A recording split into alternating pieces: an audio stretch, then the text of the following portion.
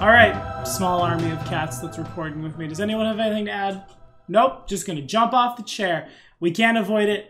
Welcome back to Wednesday Afternoon Worship, y'all. My name is Tommy. No more patron sniping here. Finally, we're getting him. Ooh. Count Ranalc! No longer will he be put down. No longer will he be in exile. This episode of Wednesday Afternoon Worship is all about this creepy eldest boy right here. If you're liking what you're seeing, like, subscribe, ding the bell. Today, this episode of Wednesday Afternoon Worship was brought to you, in part, by Ellie Nielsen. Thanks for your help. By all means, we will optimize a character in First Edition to explode people with cards. Sounds great. Now let's hit it. Okay, so like we've discussed with the other eldest we've talked about in this series, remember, these guys live in the first. The realm of the Fae is not all magical and spritey and mushroomy. No, this was the first draft the gods took when creating the material plane. Then they didn't like it, so they left it. Chaos ensued. Present day, the first world is cut off from the cycle of souls, so die there, you just get auto-reincarnated. But powerful Fae individuals, over time, rose to power. People followed them so fervently that they realized one day they could grant spells to their followers. Boom. Count Ranalc is one of the most unique of all of them. He first rose to power in the early days of the multiverse as a physical embodiment of primal darkness and the chaos of creation. Tall and gaunt, constantly wrapped in inky shadow and dapper clothing. Every girl crazy about a sharp-dressed man, after all. Always it was difficult for the other Fae Lords to work with them. His arrogance born both from power and knowledge that, in the end, darkness will consume all, of course, makes it difficult to be in a party with anybody. Am I right, edgelords? In any case, the other eldest respected his strength and the necessity of chaos to fuel existence, but eventually they, of course, banded together and exiled him from the first world entirely. It's a mystery what one has to do to cause that much of a rift in the realm of the first world, but rather than be lost to history, Ranalc owned it. He was given the appellation the Traitor and cast out to the Shadow Plane, and then became a Lord of Exiles and Betrayal. From his darkened realm, he continued to grant power to his followers, and up to and including helping next siege Absalom, probably. In any case, in his absence, Ranalc's followers have been left to their own devices, leading to an even more confusing and self-contradictory faith than most of the eldest. Some of his followers wage war on creatures of the light, others view him as the saint of traitors and turncoats, others see him as a tragic martyr. Regardless, they're all getting spells from this guy. Now, let's take a look at the stats, shall we? All Ranalc here is chaotic neutral. His domains are chaos, darkness, nobility, and travel, with the subdomains exploration, loss, martyr, and night. His favorite weapon is the rapier, and his symbol, well, I guess there's only one real way to say this. That thing. To perform Ranalc's obedience, Finder create an area of shadow, every drow noble ever. Whilst sitting within it, whisper the name of someone you intend to betray or who has betrayed you, and what you wish to do to them. In return, it's a +4 sacred bonus to AC against attacks whenever you are denied your dex, such as in a surprise round or when paralyzed. Or immunity to flat-footed? No, I guess that's not quite immunity to flat-footed. Nevertheless, dang, not bad, my man. So of course, Ranalc will need an anti-paladin code and 2 more rounds of boons. Time to roll up those sleeves I don't ever wear. If you think you can do them better, in the comments they go. What I will refer to as his exalted boons, and these are the ones that exist without any need for me to make them for you. It's Shadow Weapon, thrice a day, Death Knell twice a day, or Deeper Darkness once a day.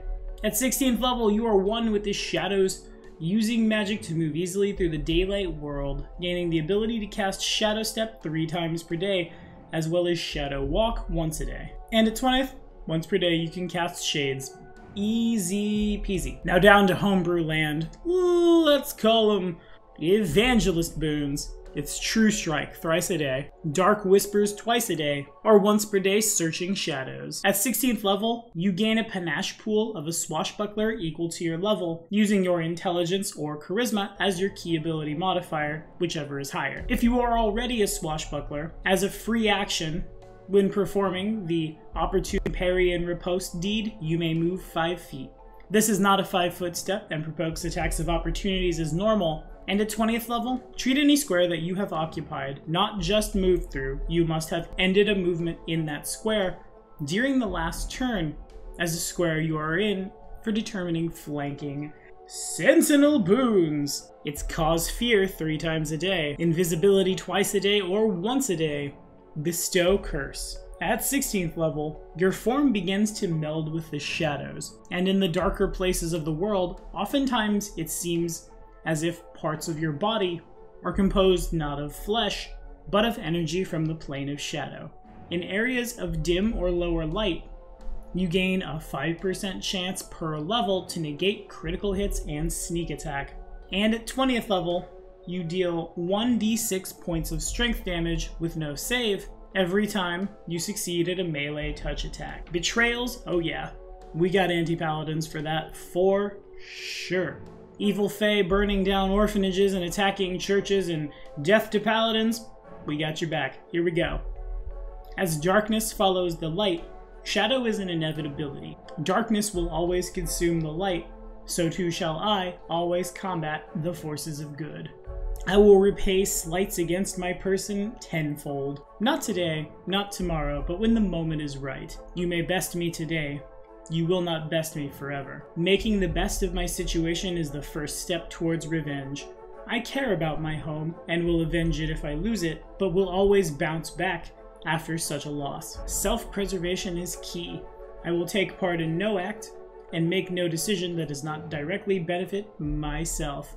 And for his Planar Adventures boon, let's say the ability to hide in plain sight while you're within 10 feet of any area of dim light for 24 hours. Yeah, y'all have fun with that. In any case, Count Ranalc, though he's not a deity that has necessarily made me cringe or shudder or any of the like some evil-ish deities can be, probably is the scariest one that I've ever seen.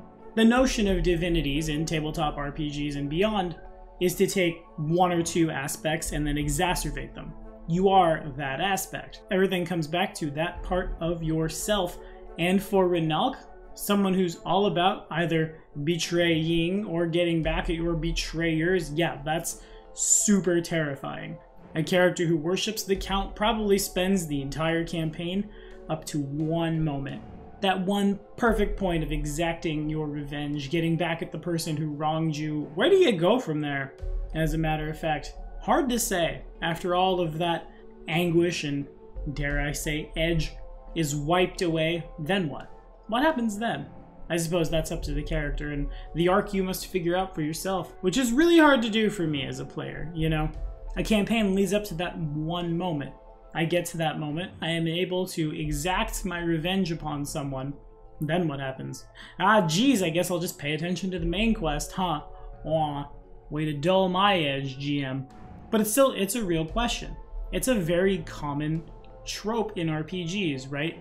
My house was burned down by blah blah blah monster race, and I would like to exact vengeance on them. Is it a very thought out backstory? No. Is it a common one that all of us use or have used at some point? Yes. So Count Ranalc doesn't necessarily inspire a character in me so much as a, and then what?